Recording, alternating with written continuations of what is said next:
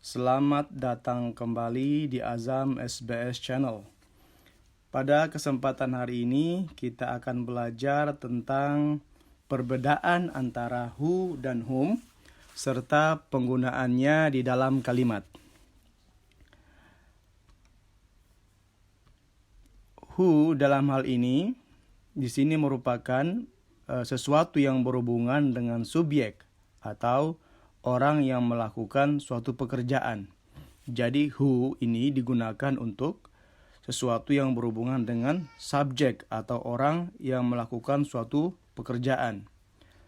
Dan who di sini berfungsi sebagai kata sambung atau konjugatif yang bermakna yang. Ada pula nanti kalau ketika bertanya maka who di sini merupakan atau bermakna siapa. Jadi bermakna siapa ketika digunakan untuk bertanya. Lalu kemudian dengan whom berhubungan dengan objek atau orang yang menerima sesuatu pekerjaan. Ya, berhubungan dengan objek atau orang yang menerima suatu pekerjaan. Dalam hal ini, whom berfungsi sebagai kata sambung atau konjugatif yang bermakna yang. Namun jika digunakan pada kata tanya, maka whom juga berarti siapa. Akan tetapi digunakan untuk objek, sedangkan who digunakan untuk subjek. Baiklah, supaya kita tidak bingung, maka mari langsung saja kita beralih ke contoh penggunaannya di dalam kalimat.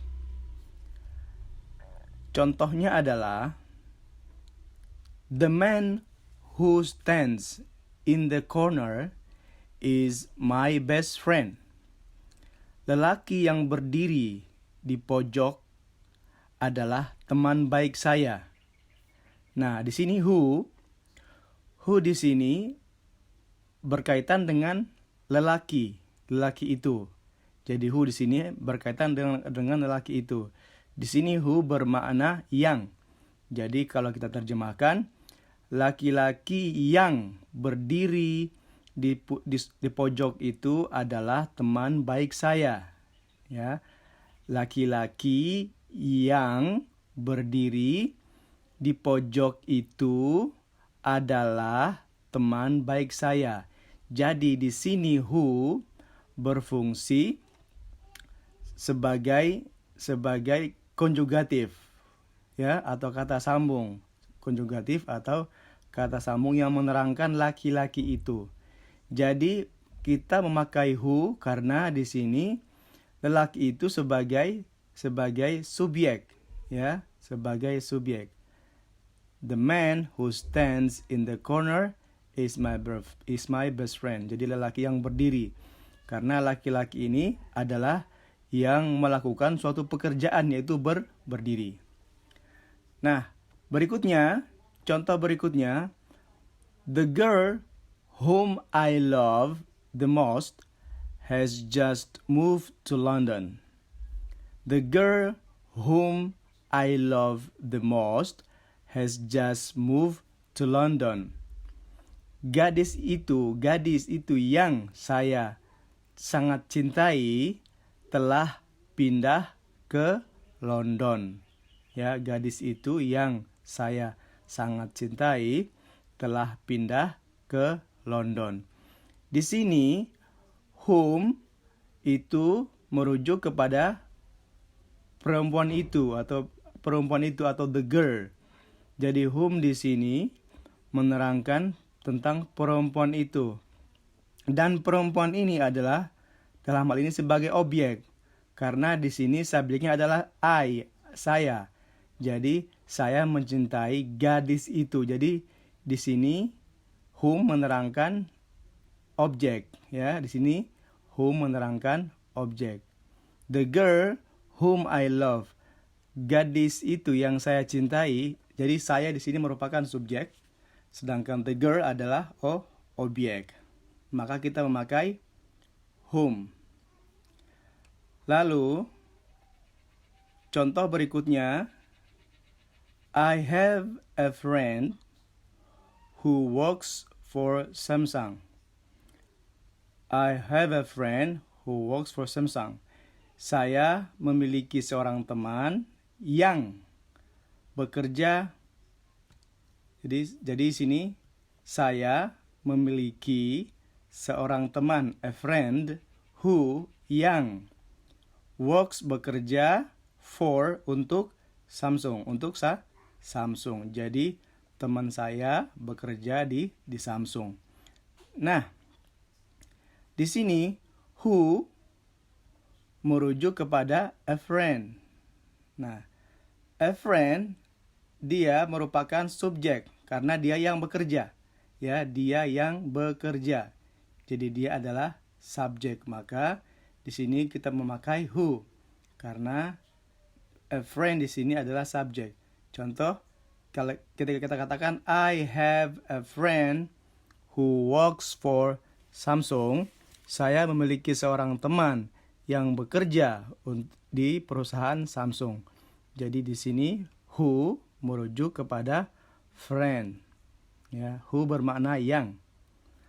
Lalu kemudian berikutnya adalah that is the lady whom he married. That is the lady whom he married. Itu adalah wanita yang, whom ini adalah yang, dia laki-laki, he married, yang dia nikahi.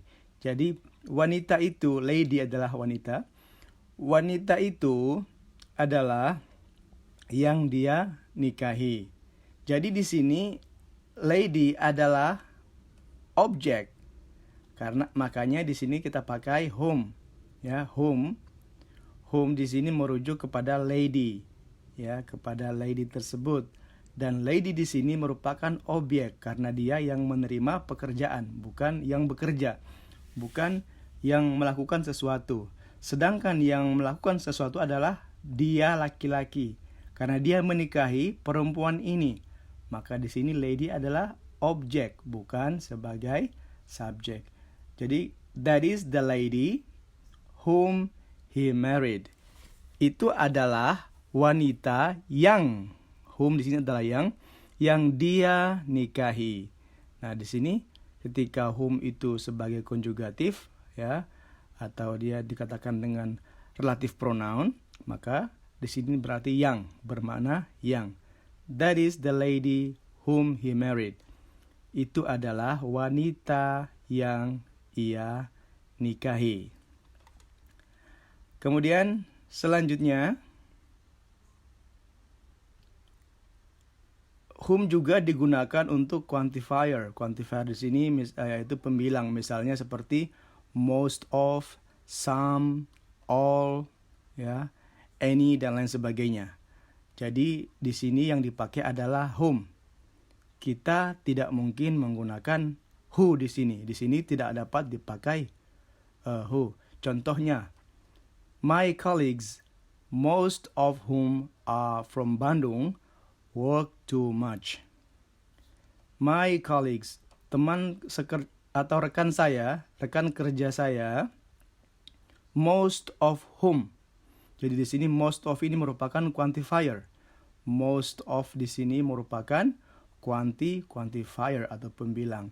Jadi kalimat ini lengkapnya bermakna teman atau rekan kerja saya, most of whom, yang sebagian besar berasal dari Bandung, bekerja sangat keras, ya, maksudnya bekerja keras. Atau bekerja keras. Nah, di sini most of, jadi setelah most of pasti diikuti oleh whom, ya. Tidak mungkin diikuti oleh who, ya, most of who, tetapi most of whom karena mereka di sini jadi merupakan rumusnya bahwa setelah quantifier most of maka diikuti oleh whom, lalu kemudian keterangan seperti ini, ya. Jadi my colleagues, most of whom are from Bandung, work too much. Teman atau rekan kerja saya yang sebagian besar berasal dari Bandung bekerja sangat keras ya, bekerja keras. Kemudian selanjutnya, there are 4 students in the class, most of whom I know. There are 40 students in the class, most of whom I know. Ada 40 murid di dalam kelas yang sebagian besarnya saya mengenali mereka ya. Jadi di sini most of lalu diikuti oleh whom.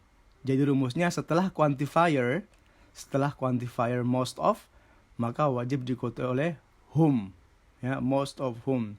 Nah, di sini ketika kita berbicara tentang who atau whom, tentunya kita berbicara tentang manusia ya, kita tentang orang, bukan tentang benda. Kalau benda nanti beda lagi.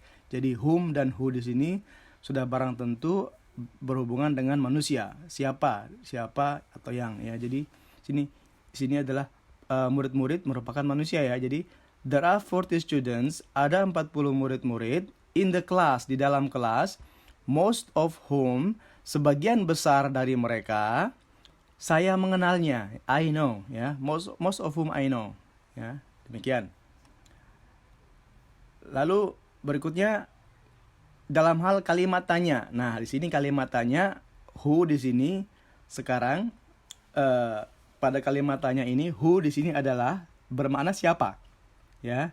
Jadi who ketika kita bertanya tentang mengenai dengan who, berarti kita menanyakan subjeknya atau pelakunya siapa ya. Kalau kita bertanya pakai whom, maka kita bertanya objeknya. Nah, contoh seperti ini. Who cooked the rice? Who cooked the rice? Siapa yang masak nasi? Siapa yang memasak? Nah, siapa yang memasak di sini berarti kita menanyakan siapa, itu subjek. Siapa yang memasak? Yang memasak adalah misalnya si fulan atau siapa. Nah, jadi kita bertanya dengan who. Misalnya Ali memasak.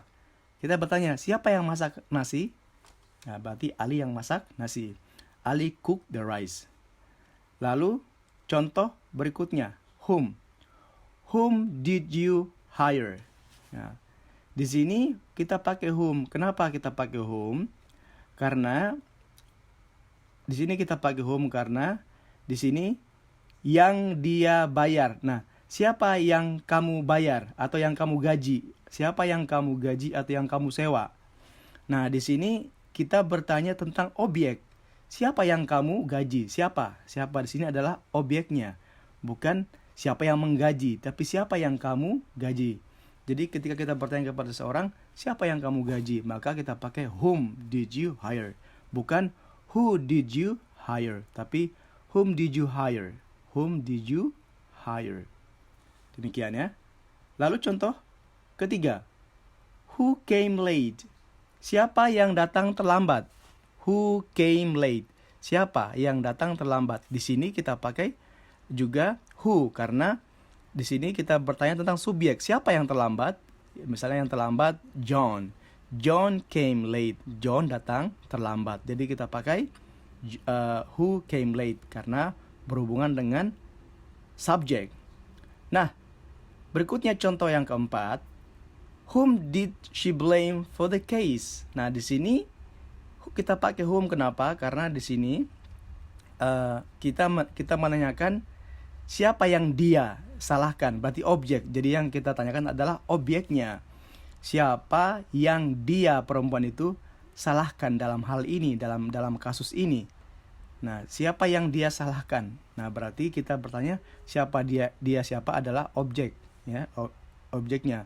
Siapa yang dia salahkan untuk kasus ini? Maka kita pakai whom. Kita pakai whom karena whom di sini merupakan objek ya, objek. Karena di sini she adalah subjek.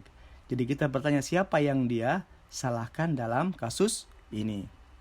Kemudian contoh yang kelima. Who is smarter?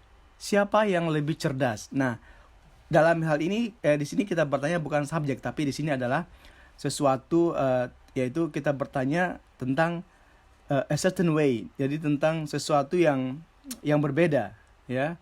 Atau siapa yang paling maka kita pakai who. Kita nggak pakai whom. Who is smarter? Siapa yang lebih cerdas? Nah, maka kita pakai who. Karena who tidak mungkin kita pakai whom. Lalu kemudian berikutnya adalah whom are you inviting? Siapa yang kamu undang? Jadi kita tidak pakai who are you inviting? Tapi kita pakai whom karena yang kita undang itu adalah objek. Maka kita bertanya kepada seseorang, whom are you inviting? Siapa yang kamu cari? Siapa yang kamu undang? Atau whom are you looking for? Siapa yang kamu cari? Jadi kita pakai whom karena di situ adalah objek. Ya, demikian teman-teman. Semoga pelajaran kali ini bisa bermanfaat dan bisa dimengerti. Dan jika tidak dimengerti, silahkan mungkin kita bisa diskusi atau bisa komen di bawah. Terima kasih telah menonton video ini, and thanks for watching. Selamat datang kembali di Azam SBS Channel.